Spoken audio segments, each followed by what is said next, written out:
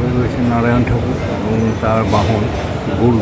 শ্রীকৃষ্ণের চন্দন যাত্রা উপলক্ষে এখানে চন্দন বাটা হচ্ছে। কত বড় চন্দনের পাটা। আর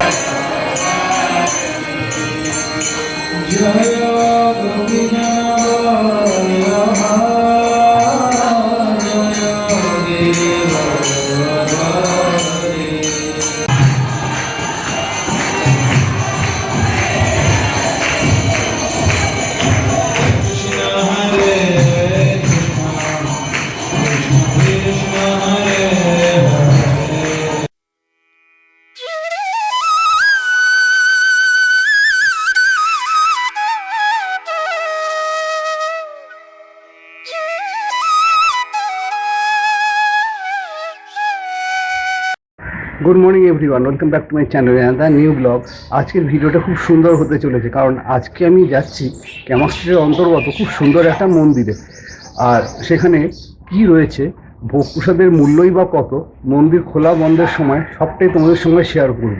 তো চলো পুরো ভিডিওটা স্কিপ না করে দেখতে থাকো। আর আমার চ্যানেলে যদি নতুন হও, চ্যানেলটিকে সাবস্ক্রাইব করে বেল আইকনটি বাজিয়ে দিও, ফলে আমি যখন কোনো নতুন ভিডিও দেবো তোমার মোবাইলে চলে আসবে সবার আগে। ভিডিওটি ভালো লাগলে একটা লাইক করে দিও আর প্রচুর শেয়ার করে দিও। So let's start the video.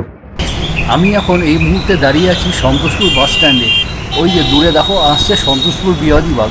Santoshpur বিহারীবাগ বাসে করে আমি যাব ক্যামাক স্ট্রিট এবং নামবো গিয়ে নিজাম প্যালেস স্টপেজে। তার অপোজিটে অবনীন্দ্রনাথ ঠাকুর সরণি বা ক্যামাক স্ট্রিট ধরে এগিয়ে গেলেই আমি পৌঁছে যাব ইসকন মন্দিরে। আমি বাসে করে এসে নামলাম নিজাম প্যালেসে। এই যে সাদা বিল্ডিংটি দেখছো, এটি হলো নিজাম প্যালেস। ঠিক তার অপোজিটেই রয়েছে অবনীন্দ্রনাথ ঠাকুর সরণি বা ক্যামাক স্ট্রিট। এই যে দেখছো হলুদ রঙের বোর্ডটা, এখানে লেখা আছে অবনীন্দ্রনাথ ঠাকুর সরণি। তো এই রাস্তা ধরে 5 মিনিট হাঁটলেই পৌঁছে যাবো ইসকন মন্দির। আমি এখন চলে এসেছি ক্যামাক স্ট্রিটে। এই রাস্তা যেটা সোজা করে হাঁটছি, সেই রাস্তা ধরে সোজা হাঁটলে একটু গিয়ে বাঁদিকে ঘুরলেই আমি পৌঁছে যাব রাধাকৃষ্ণের মন্দিরে। চলো পুরো ভিডিওটা দেখতে থাকো। এই যে রাস্তাটা যাচ্ছে, এই রাস্তা ধরে সোজা হেঁটে একটু বাঁদিকে যেতে হবে। একটু বাঁদিকে গেলেই পৌঁছে যাব আমি ইসকন মন্দিরে। আমি এই মুহূর্তে দাঁড়িয়ে আছি ইসকন মন্দির। এই যে বাড়িটা দেখছো, এটাই হচ্ছে ইসকনের মন্দির। আর নিচে রয়েছে অফিস ঘর। আগে ভোগের কুপনটা একটু দেখি পাওয়া যায় কি না, তারপর তোমাদের সঙ্গে সব কিছু শেয়ার করছি। এই যে জায়গাটা দেখছো, এইখানে তোমরা জুতো রাখতে পারো। জুতো রাখা একদম কিন্তু ফ্রি।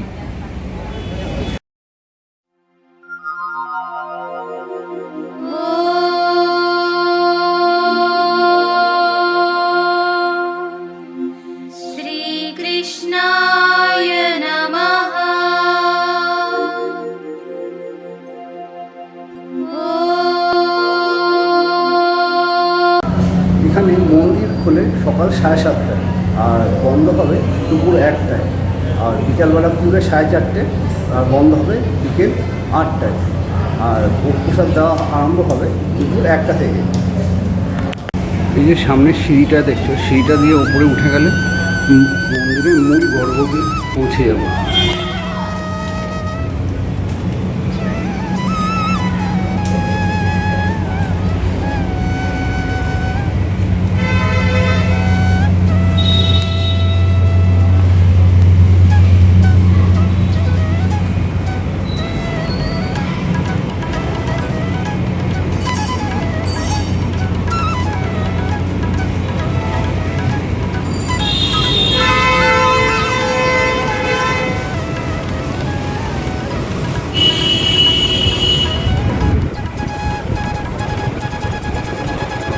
উনি হচ্ছেন শিলু প্রভুপাদ।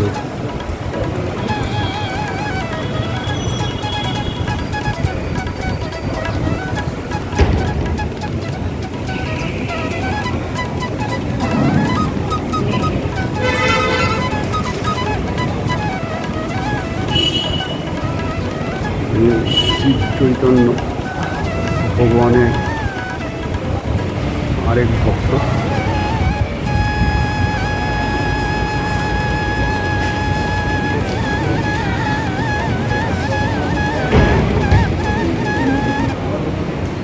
সিঁড়ি নেমে যাওয়ার সিঁড়ির দুই ধারে নারায়ণ ঠাকুরের মূর্তি।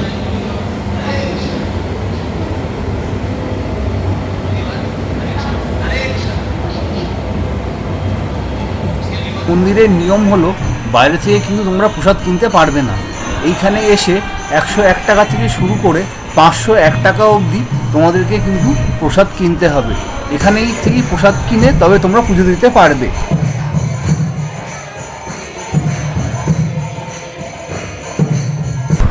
মূল গর্ভগৃহের ওপরে রয়েছে ভগবান শ্রী বিষ্ণু এবং তার বাহন গরুড়। ঠিক তার নিচে এসে ডান দিকে গেলেই একটি দরজা পড়ে, যেখানে দুটো নারায়ণ ঠাকুরের মূর্তি আছে। তার পাশ দিয়ে যে সিঁড়িটা নেমে গেছে সেখান দিয়েই এন্ট্রি বা এক্সিট কিন্তু করা যায়। যেহেতু অক্ষয় তৃতীয়ার দিন থেকে শুরু হয়েছে ভগবান শ্রীকৃষ্ণের চন্দনযাত্রা, সেই জন্য প্রত্যেকটা ইস্কন মন্দিরে চন্দন পাটায় শুরু হয়েছে চন্দন পেশা। কথিত আছে চন্দন এবং কর্পূরের প্রলেপ নাকি ভগবান শ্রীকৃষ্ণকে লাগালে উনি শীতল থাকেন। সেই জন্য সমস্ত ভক্তরা চন্দন পাটায় চন্দন পিষে কৌটোটা ভর্তি করে রেডি করে রাখছে ভগবান শ্রীকৃষ্ণের জন্য। প্রত্যেক ভক্তরা অল্টারনেট করে এসে ভগবান শ্রীকৃষ্ণের জন্য চন্দন বেটে রেডি করে রাখছেন।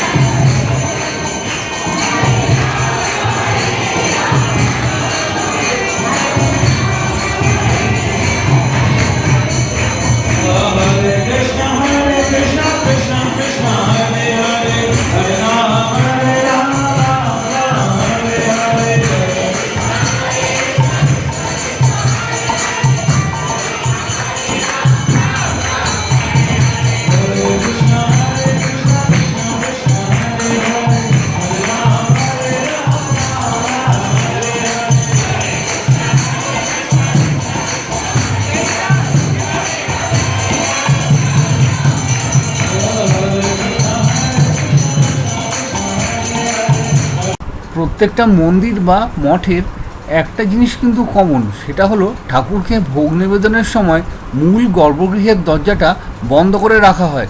ভোগ নিবেদন হয়ে গেলে আবার সেটি ভক্তগণের উদ্দেশ্যে খুলে দেওয়া হয়। এই মন্দিরে তার কিন্তু কোনো ব্যতিক্রম নেই। ইসকন মন্দিরের একটি বিশেষত্ব হলো যেই দিকে ঠাকুর থাকে তার বিপরীত দিকে সাষ্টাঙ্গে শুয়ে প্রণাম করা হয়।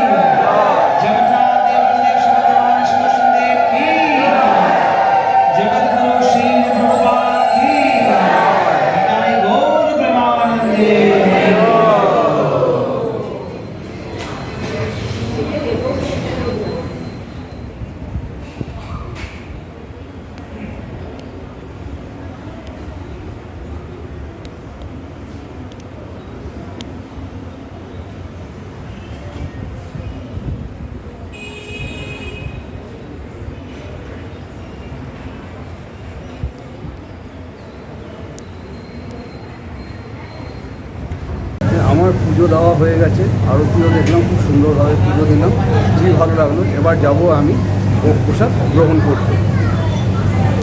প্রসাদের জন্য 100 টাকা দিয়ে কুপন কিন্তু কিনতে হবে এখান থেকে। ইসকন মন্দিরে কাগজের প্লেট বা স্টিলের প্লেটে প্রসাদ গ্রহণ করা যায়। যদি তোমরা স্টিলের প্লেটে প্রসাদ গ্রহণ করো তাহলে সেটি ধুয়ে কর্তৃপক্ষের হাতে কিন্তু জমা দিতে হবে। পুজো দেওয়া কমপ্লিট করে আমি যেই কুপনটা সকালবেলা 100 টাকা দিয়ে কেটেছিলাম, সকল ভক্তবৃন্দের সাথে পায়ে পায়ে এগিয়ে গেলাম ভোগ গ্রহণ করার জন্য ভোগ ঘরের দিকে। সিঁড়ি দিয়ে সোজা উঠে বাঁদিকে একটু ঘুরলেই ভোগ ঘর এবং সেখানে ভোগ খাওয়ার ব্যবস্থা করা হয়েছে।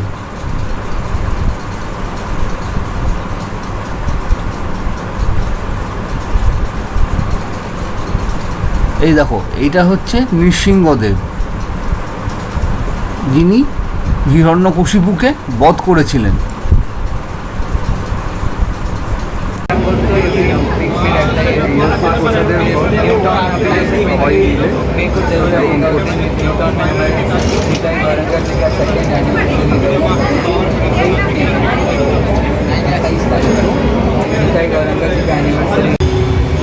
ভোগ প্রসাদে দেওয়া হয়েছে রুটি, ভাত, ডাল, পনিরের তরকারি, ইঁচড়ের তরকারি এবং ছাঁচ এবং পায়েস।